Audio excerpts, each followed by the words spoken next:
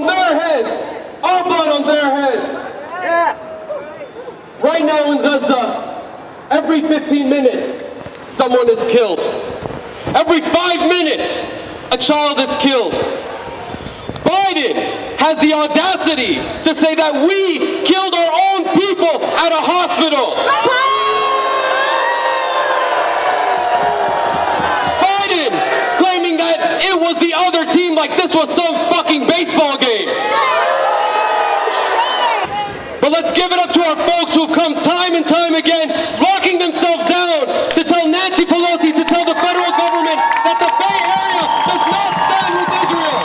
Here, waking up this morning to Biden rejecting a ceasefire. His press secretary called a ceasefire wrong, repugnant, and disgraceful. Shame! We're here this morning knowing that the United States used its power to block the UN resolution calling for a ceasefire. Shame! And in the discussion, not once, y'all, not once did they mention the culpability of the state of Israel.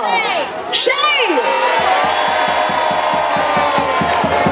And yet we are here because we're here doing what we know must be possible, because our people are relying on us. The people in Gaza and in Palestine are relying on us. People of conscience to stand up and say, no, not in our name.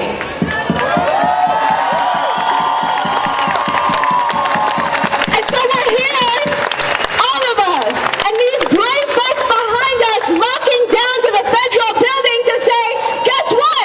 We don't go business as usual.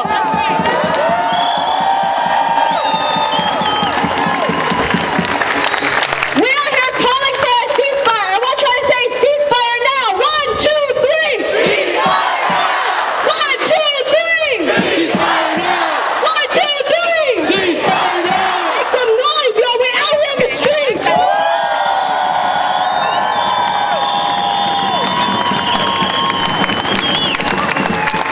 And we have a gold program. We're here to show up and to show out and to keep our comrades who are locking down safe so we can pay witness to them putting their bodies on the line.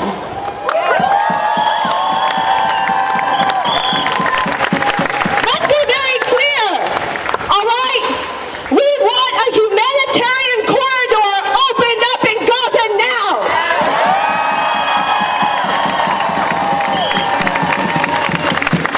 We don't want population transfer of our people. If Israel is so concerned about our safety, let us go home.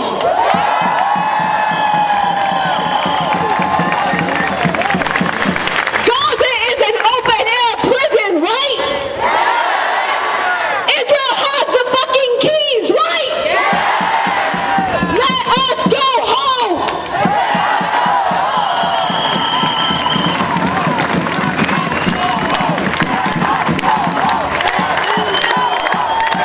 Our first speaker is Margot from the International Jewish Anti-Zionist Network. Make some noise for that. Thank you so much, and it's so amazing to see all of you out here.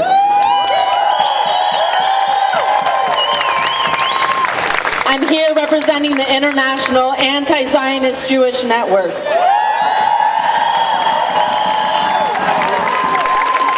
We join you today in our utter grief and rage. I am the daughter and granddaughter of Holocaust survivors, and I also happen to have been born on the anniversary of the Warsaw Ghetto Uprising. I share this with you because our ancestors resisted their oppressors. We all have the right to resist.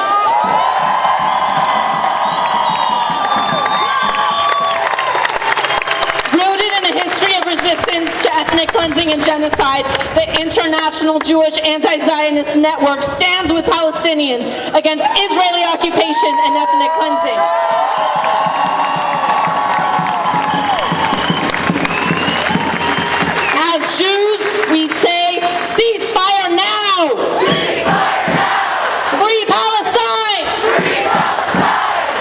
The military aggression and demand for Gazans to move south while bombing them is a continuation of Israel's long and ongoing violent colonization and ethnic cleansing of Palestine.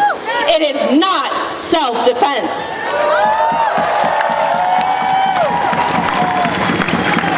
Israel is a fascist, violent, supremacist state against indigenous Palestinians with genocide as its intent. For almost a century, Palestinians have resisted one of the most well-funded, powerful, and advanced militaries in the world, fighting occupation, colonization, and ethnic cleansing. The Palestinian struggle fortifies us and reminds us that despite Israel's massive weapons, surveillance, and constant stream of United States funding that we pay for, that resistance is existence, and it lives and breathes among all of us who stand for justice.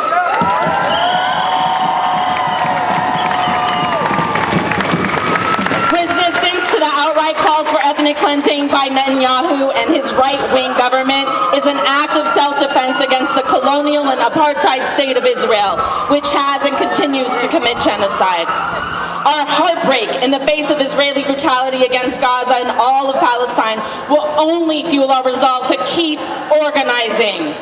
We stand with Palestine and will not stop taking action until it is free.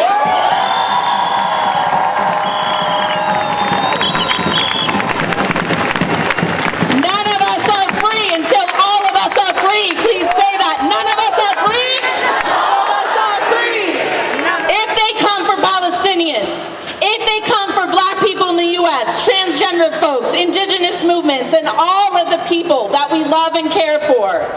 They will come for any of us who are targeted by white supremacy, the greed for profit, power over human life tomorrow. Together, we will continue to struggle together to stop them.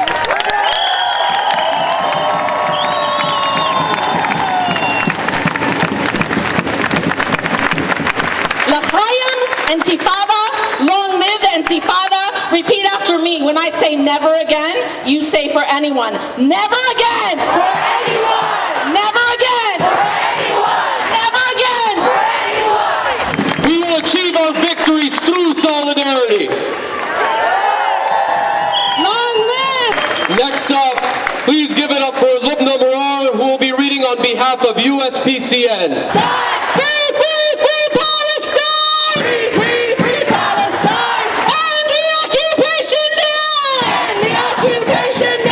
Thank you for everybody for being here today.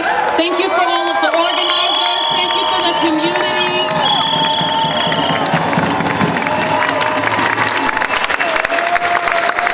Just like many of us, we're out here because of our grief. Just like many of us, we are out here because we can no longer stand in silence. And this speech is a representation of that.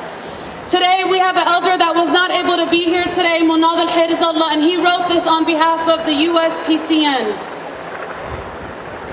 I don't want to talk about numbers or the situation. You all know that already.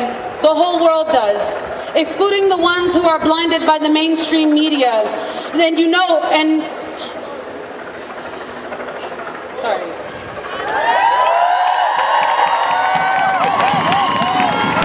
And you know that I don't need to go back in time with history about the occupation. I just want to talk about the recent history. The people of Gaza have been living in an open-air prison since 2007, under siege from the illegal weapons and some of the most advanced war machinery in the entire world. They have the unconditional backing and support of the strongest and richest nations and country in the world, which is the United States, and the backing of all of the Western world. Every few years, Israel tests these top-tier weapons and bombs on our people in Gaza. They have killed thousands and poisoned the waters, the farms, and the air. They have destroyed lives, buildings, entire neighborhoods, and entire families, and does not allow any food or medicine to be allowed for the Gazans to recover. The people of Gaza can't leave they can't breathe, they can't drink water, they have nothing left. They're put in the slow death camp. The international community has abandoned them year after year, war after war. So when the people of Gaza say enough is enough and try to break out of their prison, what does Israel do? They bomb them again.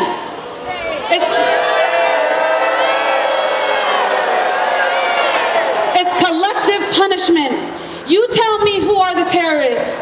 Who are the monsters? The war criminals of Joe Biden and the leaders of Europe and Germany and Britain and France and the US? Congress members like Nancy Pelosi who dare to call us that. They have some motherfucking nerve, don't they? Sorry, that was not in the speech. Especially Nancy Pelosi and Lee and others who call themselves progressives. We call them the PEP, Progressive Except on Palestine. Let's be clear that the people of Palestine are taking their land back. I'm going to say that one more time. Let's be clear that the people of Palestine are taking their land back. The land that's stolen from them with blood. Our people have the international recognition, have internationally been recognized as a right to resist the occupier, as an oppressed people who would do so naturally.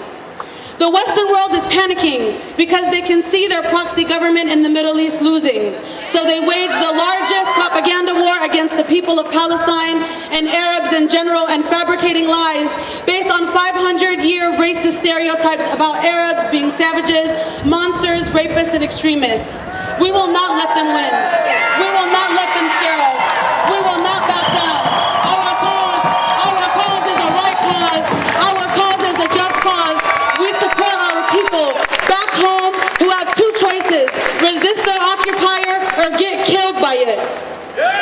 So while the U.S. government, led by Joe Biden, stands with Israel, we will continue to take to the streets. We will continue to galvanize. We will continue to disrupt.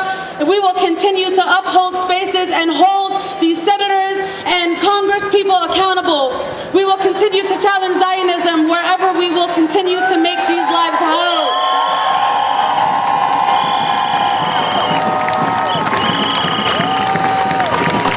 We are protesting here today and rallying and growing in numbers by the millions all over the world. We are proud Palestinians. We will win. We are not alone, because the people united will never be defeated. We have a multi-generational growth, and we have that in our lockdown too. I want to highlight OSHA, who's in his 80s. He's a long-term human rights lawyer. He's chained to that gate right now. Standing up against our odds to make the future possible, we're going to invite up a speaker from the Haiti Action Committee. His name is Robert Roth. Give him a warm round of applause, please. Thank you. What a beautiful sight to see all of you out here today for Palestine. The Haiti Action Committee stands in solidarity with the people of Palestine today, tomorrow, and forever. And we send you messages of love and support from the grassroots movement in Haiti, who have always held Palestine dear to their hearts. It's the right of the colonized to fight back against settler colonialism. It's the right of Palestinians to defend their lives and communities, which have been under constant and devastating attack by Israel. We cannot expect the 2 million people of Gaza to accept the brutal daily humiliations that the Israeli military and its settler armies have imposed. And now, as hospitals and schools are attacked and destroyed, as children are being killed by the thousands, and Israel readies for a massive ground invasion, we must take our solidarity to a new level.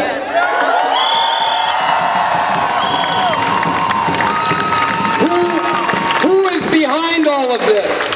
Whose aid allows Israel to terrorize the Palestinian people? Which government backs Israel to the hilt with billions of dollars of aid per year? Who sends the bombs that drop on Gaza? The U.S. government, the Biden administration. What a nauseating photo. What a nauseating photo of Biden hugging Netanyahu. But what a revealing photo. Let's be clear. This is a U.S.-Israeli genocide against the people of Gaza. And we will never forget it. The same thing is true in Haiti, where the Biden administration and the UN occupiers have doubled down their support for the dictatorship that is oppressing the people of Haiti, that's unleashed the same kind of terror in Haiti that is being experienced in Palestine. The Haitian police, who have been trained in part by Israel, have participated, along with death squads, in a series of horrific massacres, including in La Saline, where hundreds were killed. In community after community, homes are being destroyed, families evicted from land by large landowners. All this with the backing of the same Biden administration that is arming and supporting the genocide in Gaza. But like in Palestine, the people of Haiti are resisting. Haiti is the world's first black republic. The people who liberated themselves from a brutal slave system, the people that overthrew the Duvalier dictatorships, the people that have persevered through 2 bloody coups against the democratically elected Aristide governments, have never stopped fighting for their freedom. There is a slogan in Haiti, a slogan that emerged from the Lavalas movement, the people's movement in Haiti, that captures the spirit of resistance in both Haiti and Palestine. Nous pas obéis. We do not obey. We do not obey the colonialists. We do not obey the fascists. We do not obey the rich who want to keep the oppressed in their place. As we look to the heroic people of Palestine, we say, Haiti, Palestine, one struggle, one fight. Free, free Palestine! Free Palestine! And we fight for land back for our indigenous siblings! And we fight against Jewish imperialism all over the world! And we fight for freedom for our political prisoners!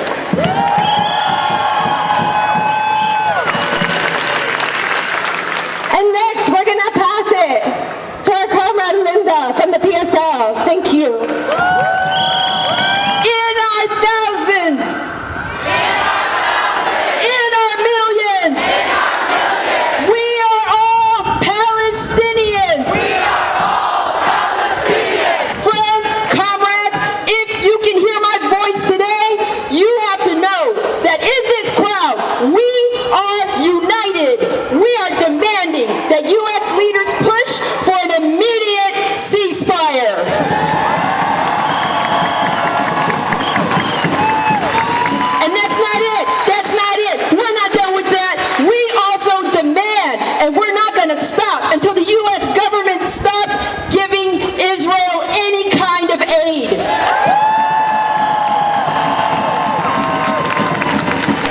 Israel and the U.S. government, and we found out today, even California Governor Gavin Newsom, they've been trying, yes,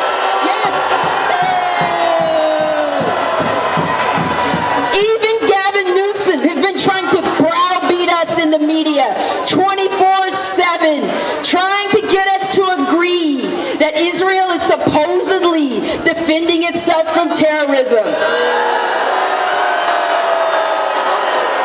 But why? Why would Gavin Newsom take a surprise trip to Israel?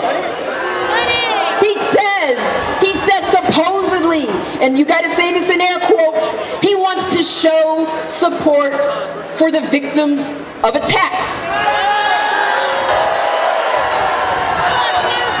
But he never acknowledged the Palestinian deaths or the Palestinian perspective. That's how they do it. That's how they do it. Constantly trying to push us to accept Israel's genocide of the Palestine people by pretending to care, but never mentioning the Palestinians. But we're going to be united. We are united in our demand because we know this game. If you are on U.S. soil, you know the game. The U.S. promotes all the old lies that we've heard before. A few hundred years ago, U.S. leaders said, we got to kill the natives because that's going to keep us safe. And then they stole the land and made profits. And then they said, those Africans over there, they're not human, they're a threat.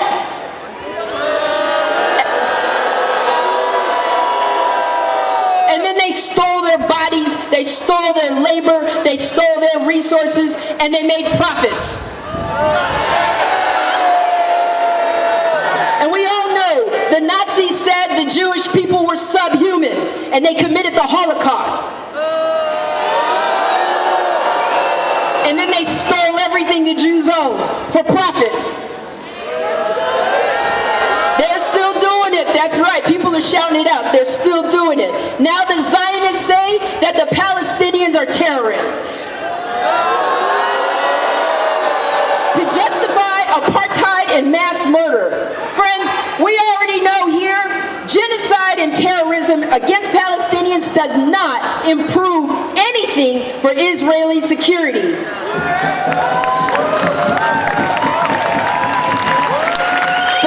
But it definitely helps Zionists to steal a lot of Palestinian land for profit. But what we want is peace, because peace is what is going to make us safer. Peace is what's going to keep a roof over Palestinian heads. It lets them get food, see doctors, and keeps babies alive. And that is why we are demanding an immediate ceasefire to stop those massacres.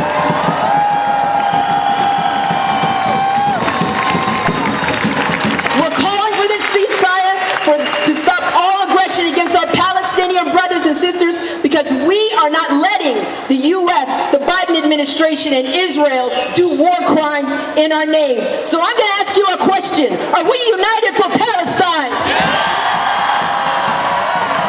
Do we call for a ceasefire now? Now, say it with me. Ceasefire now! Ceasefire now! Ceasefire now! Ceasefire now! Ceasefire now! Ceasefire now! Ceasefire now! Ceasefire now! Ceasefire now! Ceasefire now! Ceasefire now! Ceasefire now! So friends, one more quick point. We see already in the news Biden has been flying all over the Middle East last minute. He's claiming he's arranging peace. But there's a huge problem with that. There's a huge problem. The only problem is he's a hypocrite. Everybody knows all over the world Biden is the guy that sells the bombs. And he helps the U.S. to give Israel $3.8 billion in aid a year.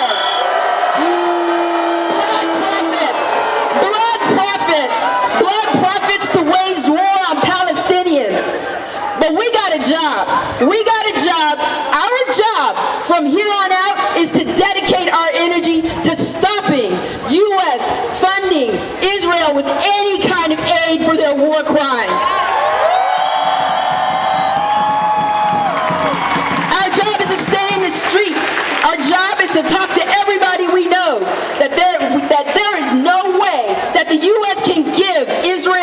aid, knowing how it finances mass murder and theft, and then honestly say that the U.S. is promoting peace? Shame, that's right. And this particular demand, we got to call this out. We got to call this out. This demand is something only people in America can do. This is our particular responsibility. Nobody can make these demands on U.S. leaders the way that we can, and no one else should have to.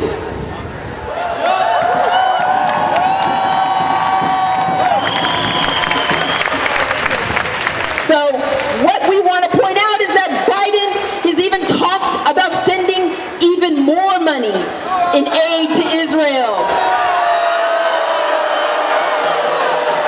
He's setting up to even help Israel repress Palestinians even further.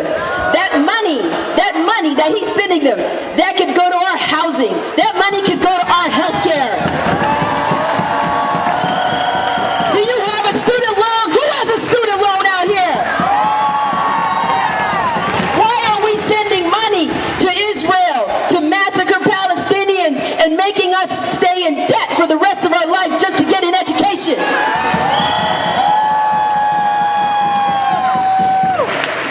So friends, financing Palestinian death does not make us safe, but helping Palestinians to get liberated over there,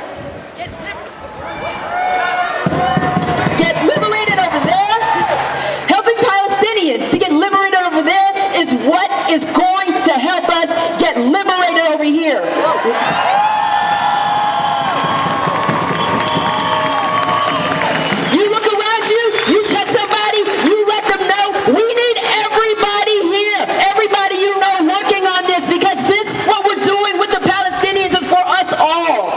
And now I'm going to leave by asking you a question. Do we want our money to finance genocide?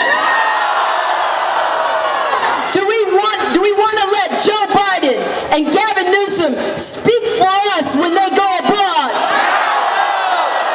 Then repeat after me. Not another nickel, not another dime, no more money for Israel's crime. Not another nickel, not another dime, no more money for Israel's crime. The Biden, Newsom, and his administration know exactly what is happening. Biden and his administration do not care about Palestinians. Biden and his administration do not care about kids in cages at the border. Biden and his administration do not care about Haiti as they're about ready to invade. Our oppressors work across borders, and so too our solidarity must know no borders. And if they don't hear us, we will continue to show up every day and make noise until they do. That's right. Ceasefire now! Ceasefire now! Ceasefire now! Ceasefire now! Ceasefire now! Some of you may have heard, but San Francisco set a national precedent yesterday. Students in San Francisco called for a national walkout for Gaza. To two of the students who started this walkout that started a national precedent, Zaina and Helena, with Arab youth organizing. My name is Helena. I'm Palestinian and a junior at Lowell High School.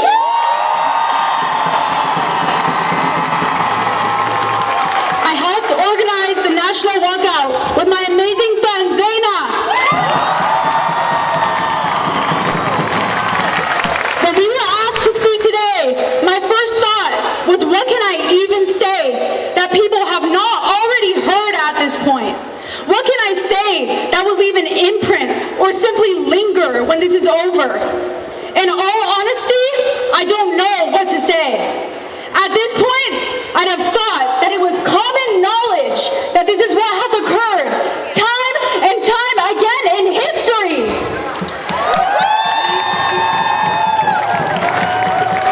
This time I realize I have educated my fellow students in the community, but it is time to address the president.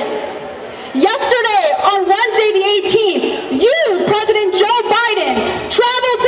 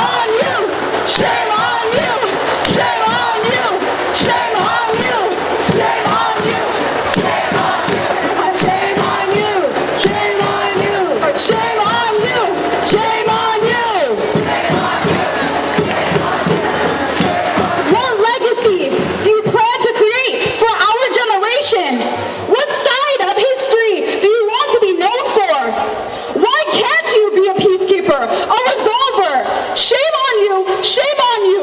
You have to live with yourself.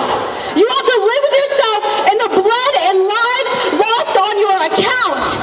Shame on you. When Israel told us the emphasis is on damage and not accuracy, that should have been enough. When Israel's Minister of Defense said we will eliminate everything, that should have been enough to call a ceasefire. That should have been enough. Shame on you! Shame on you! Shame on you! Shame on you! Shame on you!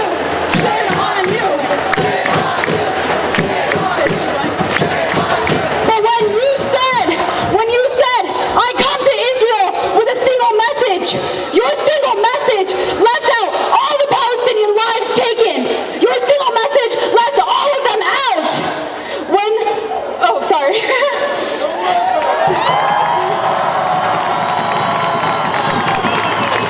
And so I will finish that sentence for you. The United States unequivocally stands for the protection of civilian lives unless they are a person of color, unless they are a marginalized group, and unless they are a Palestinian.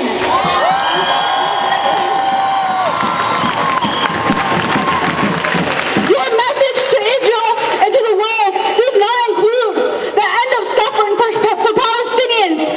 So now here we are, together, we the people of the United States are standing against that statement.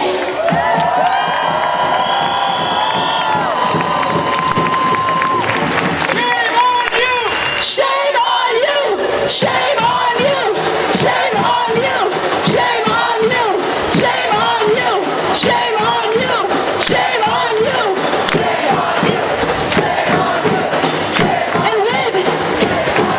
And with the last bit of energy I have to speak before I collapse out of grief for those that are suffering, I say this.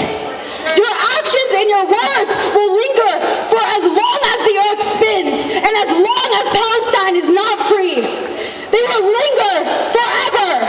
I pray that justice will be served and that all people will enjoy equal rights regardless of your stance so that this cycle of violence can end.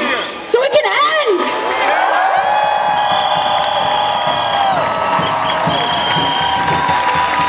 This violence must end for all. We are suffering. It must end. Never in a million years will we ever stop fighting for freedom until the freedom and equal rights are unequivocally accessible for every last Palestinian on this earth.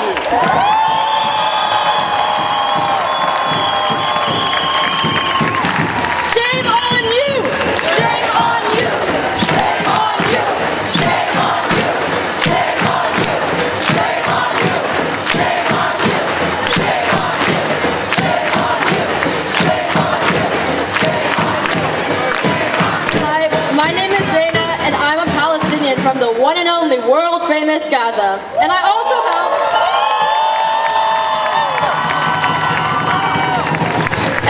helped organize yesterday's nationwide walkout with Helena. We did the walkout to demand that the world hears us, to stop the silence in our school, and guess what an amazing reporter decided to say? They called us the next generation of jihads, terrorists, and animals. Shame on them! Shame on them! Shame on them! Shame on them! Shame on them! Shame on them! Shame on them! Shame on them for calling us terrorists, for resisting this occupation. I am done seeing all these educating emotional speeches. I am done having to tell people that it's not okay to kill innocent people, because what the hell? I have been told multiple times to be careful in what I say when speaking because the news and the media will only listen and pinpoint anything bad I say, but I am done being silent.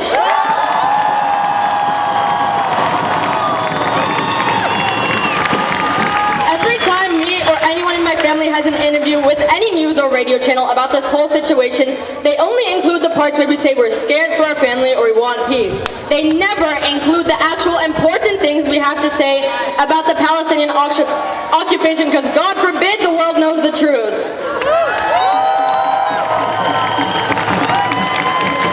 I am over it. know the truth. How can you call us terrorists when America is literally funding the constant bombing of the Middle East because of money and power?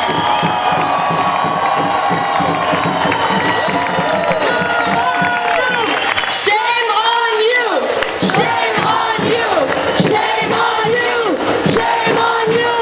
Shame on you! You are going to spit out lie after lie. At least be smart about it and make it make sense. Oh, and everything about the United States being a free country? Bullshit! The United States is only a free country for a selected few. For everyone else out there, congratulations and welcome to the club where we have to fight for our own rights. They pretend to care about us and make claims of peace and diplomacy, but their words are filled with empty promises. And for the people who support the occupation and destruction of Palestine, you are heartless, heartless people.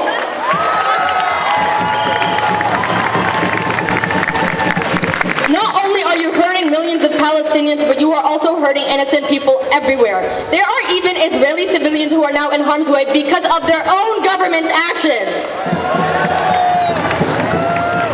If Palestine is your land, then why has it been almost a century and you still don't have it all? Land that you have to kill for is not yours. Land that you have to die for is.